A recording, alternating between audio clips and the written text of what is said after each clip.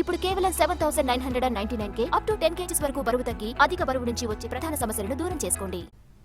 వరద బాధితులని ఆదుకోవడంలో కాంగ్రెస్ ప్రభుత్వం పూర్తిగా విఫలమైందన్నారు మాజీ మంత్రి హరీష్ రావు. ప్రభుత్వ వైఫల్యం వల్లే భారీగా నష్టం జరిగిందన్నారు.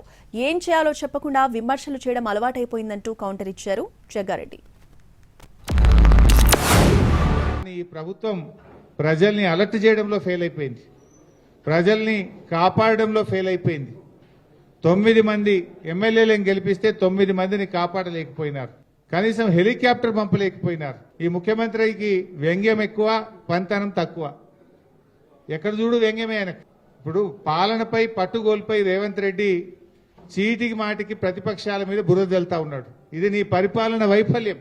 వాతావరణ శాఖ హెచ్చరించినా నువ్వు మేల్కొనలేదు. నువ్వేం చేస్తున్నావు? పోగానే 3 మంత్రులు ఏం చేస్తలేరు, ముఖ్యమంత్రి గారు కూడా ఏం చేస్తలేరు.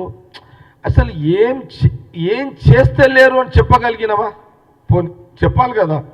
ఏదో బట్టగాల్చి ముఖం మీద పడేస్తుడు కాదు కదా. ప్రతిపక్ష పార్టీ అంటే ఫస్ట్ నువ్వు చెప్పాలి. చెప్పిన తర్వాత మా ప్రభుత్వం స్పందించకపోతే మళ్ళీ ఒక 10 రోజులను నువ్వు గ్యాప్ ఇవ్వాలి కదా. ఈ గ్యాప్లో ఏం మిస్ అయినామో అప్పుడు నువ్వు ఏదైనా ఉంటే రాజకీయాలు మాట్లాడుకో.